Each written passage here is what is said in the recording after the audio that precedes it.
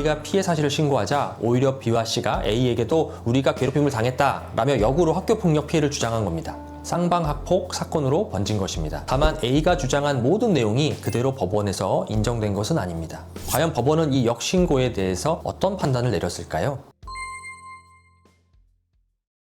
안녕하세요. 당신과 끝까지 함께하는 변호사 박선정입니다. 몇 달 전 인천의 여중생 학교폭력 영상이 사회를 떠들썩하게 했지요. 영상 속의 피해 학생의 절규가 공분을 샀던 사건입니다. 또래에 뺨을 때리고 심지어 흉기로 위협까지 했었습니다. 또한 인천 성도 학폭 영상이라는 제목으로 영상이 업로드되어 2차 피해까지 확산되는 심각한 사안이었습니다. 최근에는 대학 입시에서도 학교폭력 전력이 진지하게 반영되고 있습니다. 2025년 11월 3일 동아일보에 보도된 다음 기사 내용에 따르면 실제로 지난해 서울대를 포함한 주요 국립대학에서 학교폭력 조치 이력이 있는 지원자 45명이 불합격 처리된 내용과 함께 2026학년도부터는 교육부의 새로운 지침에 따라 전국 모든 대학이 학폭 조치 사항을 의무적으로 반영하게 된다는 것을 확인할 수 있습니다. 이제 학교폭력은 교내 징계 수준을 넘어 아이의 진학과 인생 전체에 직접적인 영향을 미치는 사안이 된 것입니다. 최근 몇 년 사이 학교폭력 사건이 다시 사회적 문제로 떠오르고 있습니다. 단순한 장난이나 오해로 넘기기 어려운 심각한 피해가 늘어나면서 학교폭력은 영혼의 살인이라고까지 불리고 있습니다.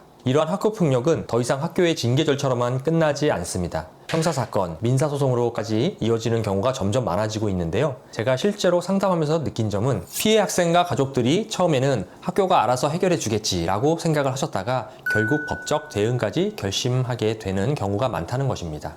가해자의 제대로 된 사과와 반성이 없다면 한창 사춘기인 우리 아이에게 씻을 수 없는 상처를 줄 수 있는 일이 학교폭력이기 때문에 저는 학교폭력의 경험이 많은 변호사로서 내 아이를 변호한다는 마음으로 끝까지 사건을 밀고 가고 있습니다. 오늘은 제가 경험했던 여러 사건을 종합해 이해를 돕기 위해 각색한 사례를 통해 설명드리겠습니다. 학교폭력으로 피해를 겪고 계신 분들이라면 이 사례를 통해 가해자의 행위가 어떤 법적 판단을 받게 되는지, 또 피해자가 어떤 방식으로 권리를 지킬 수 있는지 함께 살펴보시길 바랍니다. A는 반 친구 B와 인근 반 학생 C로부터 약 반년 동안 지속적인 괴롭힘을 당했습니다. 처음에는 단순한 다툼이라고 생각했지만 시간이 지날수록 폭행과 모욕, 조롱이 점점 심해졌습니다. 결국 A는 용기를 내어 학교폭력대책심의위원회에 신고를 했습니다. 그런데 여기서 사건이 한 번 더 꼬이게 됩니다. A가 피해 사실을 신고하자 오히려 B와 C가 A에게도 우리가 괴롭힘을 당했다 라며 역으로 학교폭력 피해를 주장한 겁니다.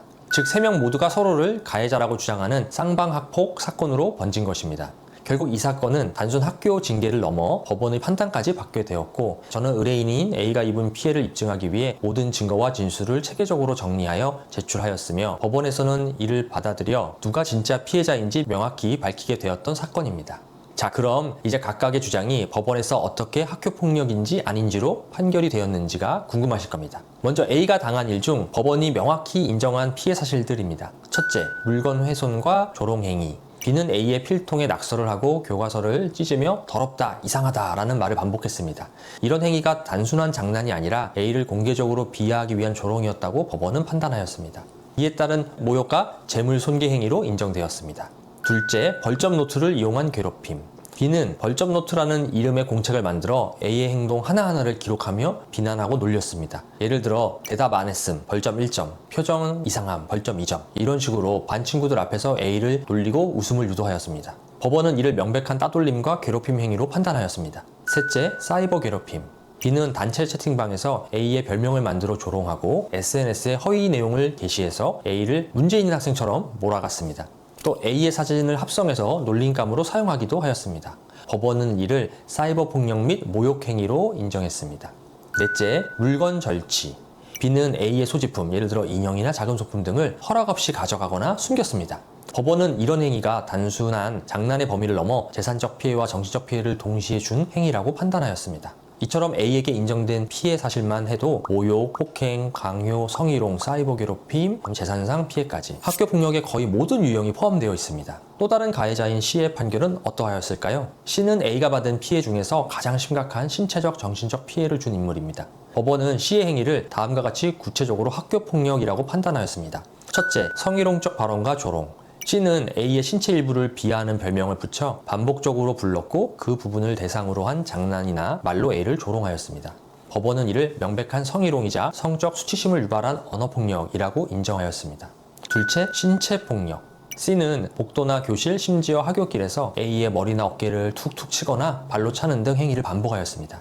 이로 인해 A는 실제 병원에서 타박상 및 불안장애 진단을 받았습니다. 법원은 단순한 장난이 아니라 지속적이고 반복적인 폭행으로 판단하였습니다. 셋째, 강요 및 금전 요구. C는 A에게 숙제를 대신하게 하거나 밥을 사라, 돈을 빌려달라 라는 말을 반복하며 실제로 돈을 받은 사실도 있었습니다. 법원은 자발적 도움 수준을 넘어 반복된 압력과 위협이 있었다라며 강요 행위를 인정하였습니다. 넷째, 사이버 괴롭힘.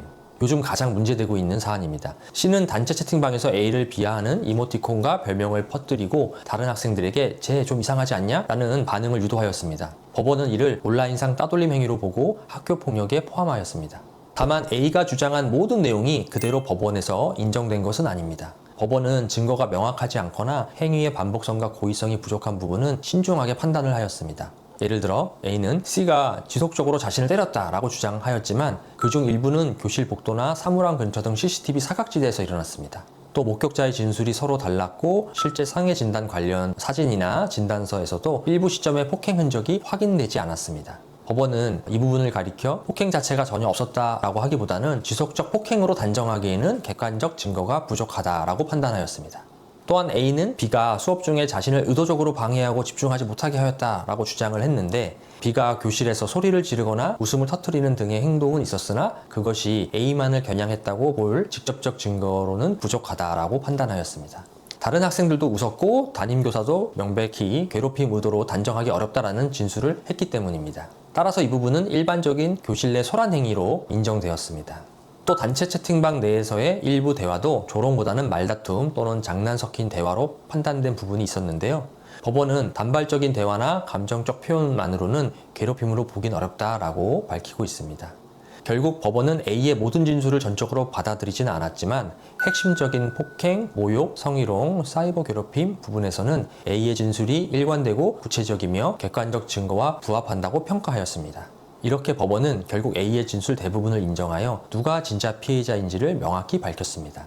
하지만 여기서 끝이 아닙니다. 오히려 가해자였던 B가 나도 피해자다 라며 A를 신고했죠.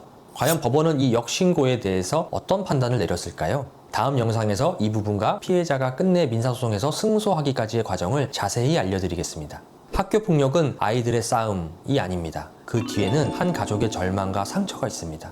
억울하거나 두려운 상황이라면 절대 혼자 감당하지 마세요. 저는 지금까지 수많은 학교 폭력 사건을 다루며 피해자와 그 가족의 곁을 지켜왔습니다. 혹시 비슷한 상황으로 힘들어하고 계시다면 혼자 감당하지 마시고 전문가와 함께 상의해 보시기를 권해드립니다. 여러분의 사건도 끝까지 함께하며 최선의 결과를 만들어 가겠습니다. 이 영상이 누군가에겐 첫 번째 용기가 되길 바랍니다. 끝까지 함께하는 변호사 박선정이었습니다. 감사합니다.